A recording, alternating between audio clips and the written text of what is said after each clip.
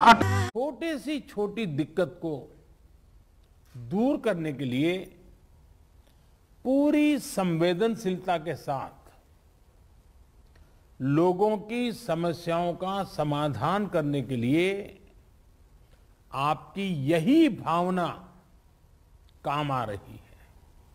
हां, कोरोना के इस काल ने आपके काम को पहले से कहीं अधिक चैलेंजिंग और डिमांडिंग बना दिया है।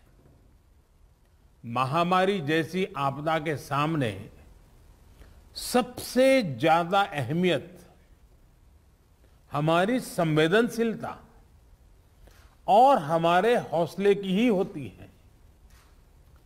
इसी भावना से आपको जन जन तक पहुंचकर जैसे काम कर रहे हैं उसको और अधिक ताकत से और अधिक बड़े पैमाने पर करते ही रहना है। साथियों, नए नए चैलेंजेस के बीच हमें नए नए तौर तरीकों और समाधानों की जरूरत होती है और इसलिए ये जरूरी हो जाता है कि हम अपने स्थानीय अनुभवों को साझा करें और एक देश के रूप में मिलकर के हम सब काम करें। अभी 2 दिन पहले ही मेरी अन्य कुछ राज्यों के अधिकारियों से भी मुझे बात करने का मौका मिला था।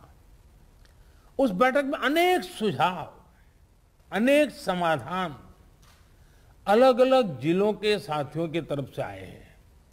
आज भी यहां कुछ जिलों के अफसरों ने अपने जिलों की स्थिति और अपनी रणनीति को हम सबके बीच साझा किया है।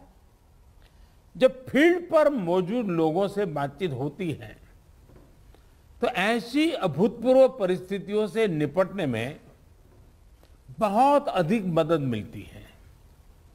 बीते कुछ समय में ऐसे अनेक सुझाव मिले हैं।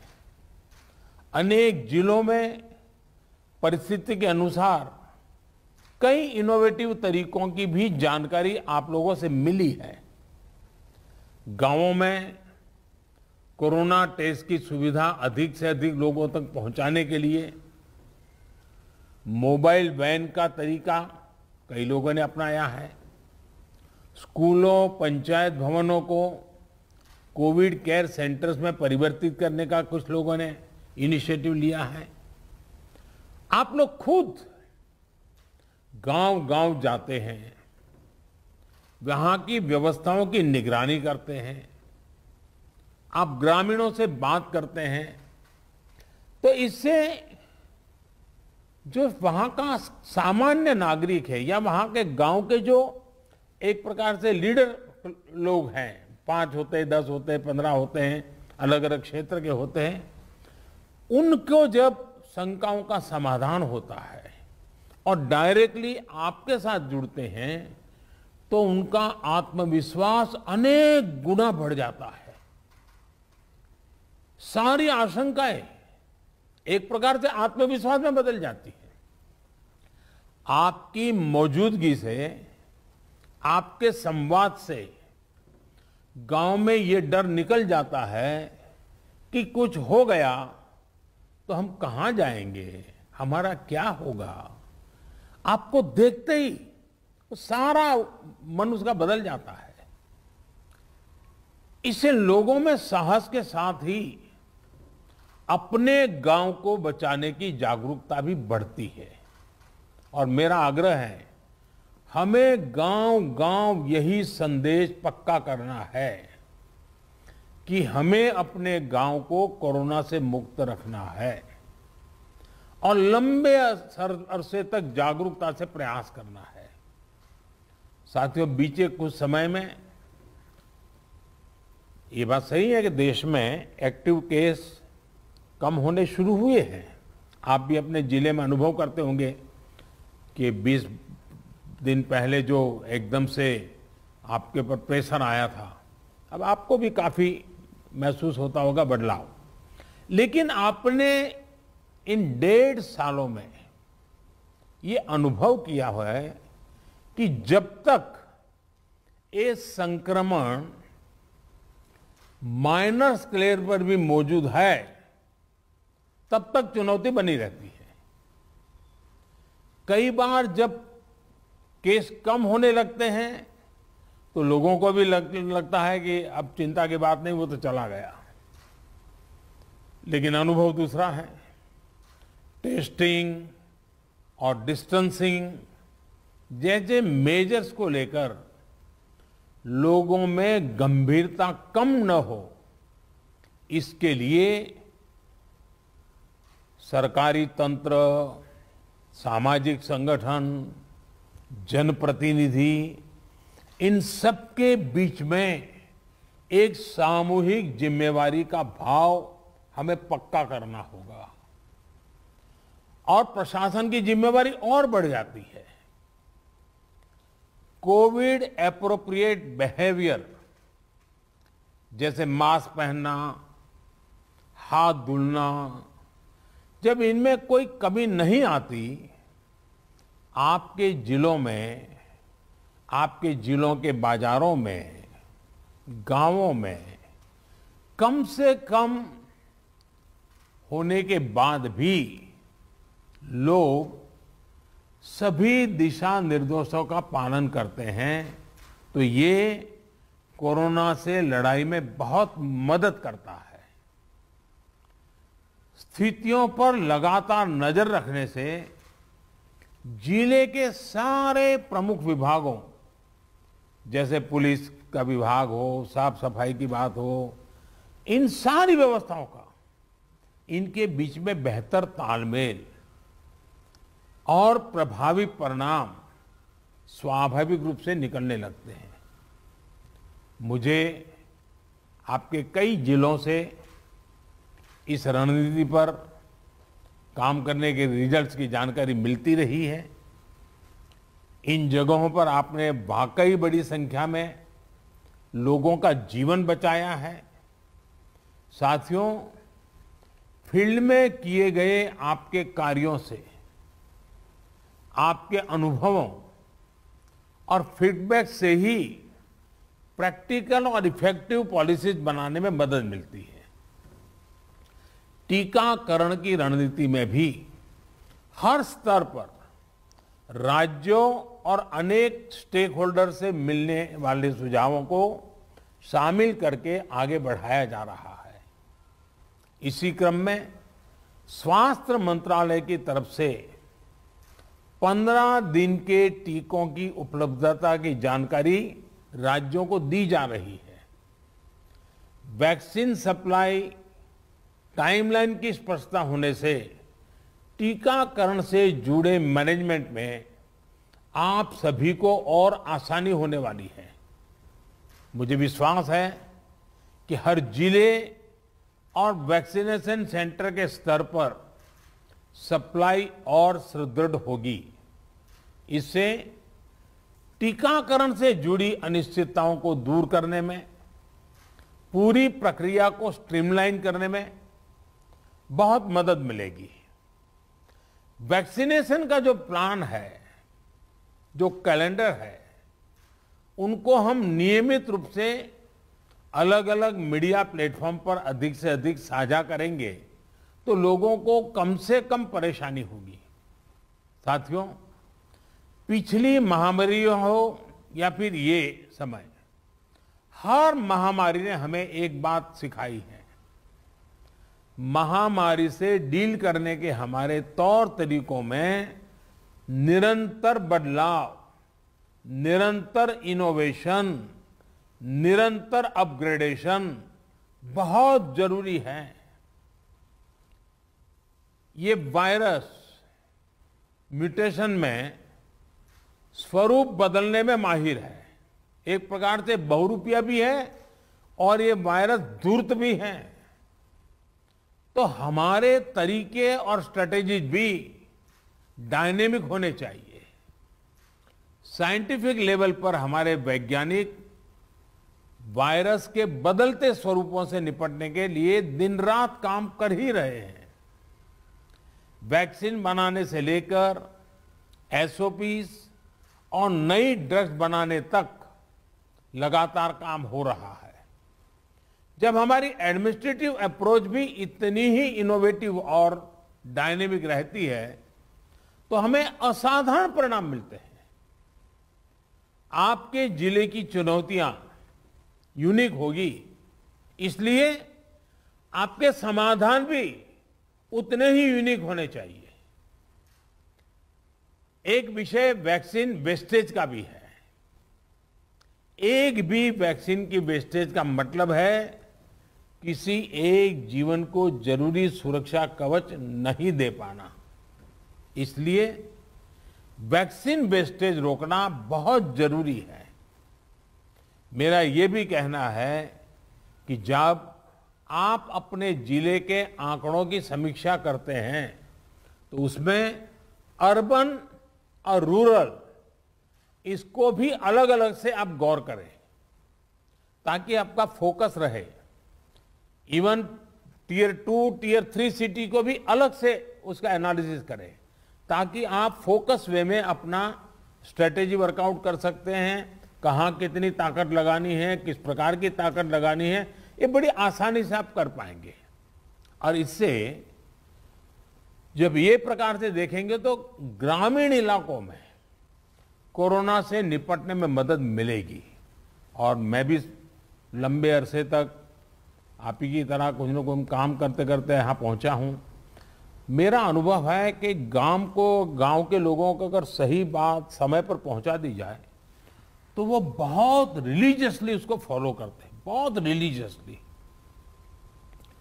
और जो शहरों में कभी कभी हमको किसी चीज को लागू करने में मेहनत पड़ती है, गांव में उतनी मेहनत नहीं पड़ती। हाँ, क्लैरिटी चाहिए, गांव के अंदर एक टीम बनानी चाहिए। आप देखिए वो परिणाम खुद दे देते आपको। साथियों, सेकंड वेव के बीच वायरस म्यूटेशन की वजह से अब युवाओं और बच्चों के लिए भी ज्यादा चिंता जताई जा रही है। अभी तक हमारी जो रणनीति रही है, आपने जिस तरह फील्ड में काम किया है उसने इस चिंता को उतना गंभीर होने से रोकने में मदद तो की है, लेकिन हमें आगे के लिए और अधिक तैयार रहना ही होगा। और सबसे पहला काम आप कर सकते हैं कि अपने जिले में युवाओं, बच्चों में संक्रमण और उसकी गंभीरता के आंकड़े व्यवस्थित करें। अलग से उस पर रेगुलर आप एनालिसिस कीजिए। आप स्वयं भी, मेरा सभी आप प्रमुख अधिकारियों से आग्रह है कि आप स्वयं भी उसका आकलन करें। इससे आगे के लिए तैयारी करने में मदद मिलेगी। साथियों, मैंने पिछली बार की बैठक में भी, और मैंने ये भी कह रहा कि जीवन बचाने के साथ साथ हमारी प्राथमिकता जीवन को आसान बनाए रखने की भी है। गरीबों के लिए मुफ्त राशन की सुविधा हो, दूसरी आवश्यक सप्लाई हो, काला बाजारी पर रोक हो, ये सब इस लड़ाई को जीतने के लिए भी जरूरी है और आगे बढ़ने के लिए भी आवश्यक है। आपके पास पिछले अनुभवों की ताकत भी है और पिछले प्रयासों की सफलता का मोटिवेशन भी है। मुझे पूरा भरोसा है कि आप सभी अपने अपने जिलों को संक्रमण मुक्त करने में सफलता पाएंगे। देश के नागरिक का जीवन बचाने में, देश को विजयी बनाने में हम सभी सफल होंगे। और मेरा आज कुछ साथियों को सुनने का मौका मिला है, लेकिन आपके पास, हर एक के पास कुछ न कुछ सफलता की गाथाएं हैं। बड़े अच्छे इनोवेटिव प्रयोग आप सबने कहीं न कहीं किए हैं। अगर वो आप मुझे पहुंचा देंगे तो जरूर इसको देश भर में पहुंचाने में मुझे सुविधा होगी, क्योंकि इंटेलेक्चुअली डिबेट करके कितनी भी चीज क्यों न निकाले, लेकिन उससे ज्यादा ताकत जो फील्ड में काम करता है, उसने जो अनुभव किया है और उसने जो रास्ते खोजे हैं, वो बहुत ताकतवर होते हैं और इसलिए आप सबकी भूमिका बहुत बड़ी है और इसलिए मेरा आपसे आग्रह है कि आप इसको निकालिए। दूसरा, पिछले 100 साल में किसी के जीवन में इतने बड़े संकट से जूझने की जिम्मेवारी नहीं आई है। आप डिस्ट्रिक्ट में बैठे हैं, आपके जिम्मे सबसे बड़ा बोझ आया है। आपने बहुत चीजें ऑब्जर्व की होगी, मानव मन को ऑब्जर्व किया होगा, व्यवस्थाओं की मर्यादाओं को देखा होगा, कम से कम संसाधनों का ऑप्टिमम यूटिलाइजेशन करके आपने एक नए रिकॉर्ड प्रस्थापित किए होंगे। जब भी मौका मिले इसको जरा जरूर अपनी डायरी में लिख करके रखिए। आने वाली पीढ़ियों को आपके अनुभव काम आएंगे, क्योंकि पिछली शताब्दी में 100 साल पहले जो बड़ी महामारी हुई वो उसके उतने रिकॉर्ड उपलब्ध नहीं है कि वो लड़ाई, उसका रूप कैसा था, संकट कितना गहरा था, कहाँ क्या हुआ, बाहर निकलने के रास्ते क्या खोजे गए। लेकिन आज हमारे डिस्ट्रिक्ट के अफसर अगर ये डिस्ट्रिक्ट गैजेट की तरह इसको बनाएंगे तो भविष्य की पीढ़ियों को भी हमारी ये मेहनत, हमारे अनुभव, ये आने वाली पीढ़ियों के लिए भी काम आएगा। और मैं आपको भी इस सफलता के लिए, इस मेहनत के लिए और आपको और आपकी पूरी टीम को, जिस प्रकार से आप लोगों ने इसका नेतृत्व किया है, आपको बधाई देता हूं, आपकी सराहना करता हूं और मैं आशा करता हूं कि आप और अधिक सफलता प्राप्त करेंगे, तेजी से सफलता प्राप्त करेंगे और जन सामान्य के अंदर विश्वास पैदा करेंगे। सामान्य मानवीय का विश्वास विजय की सबसे बड़ी जड़ी बूटी है, सबसे बड़ी जड़ी बूटी है। इससे बड़ी जड़ी बूटी नहीं हो सकती है और ये काम आप आसानी से कर सकते हैं। आप स्वस्थ रहें, कार्य का बोझ आपको ज्यादा है, मैं अनुभव करता हूं। अब बारिश की सीजन आएगी तो और एक सीजनल जो प्रेशर रहता है वो तो बढ़ने ही वाला है, लेकिन इन सब के बीच भी आप स्वस्थ भी रहें, आपका परिवार स्वस्थ रहे और आपका जिला जल्द से जल्द स्वस्थ हो, हर नागरिक स्वस्थ हो, ये आपकी कामना ईश्वर पूरी करे, आपका पुरुषार्थ पूरी करेगा। मेरी तरफ से आपको बहुत शुभकामनाएं, बहुत बहुत धन्यवाद।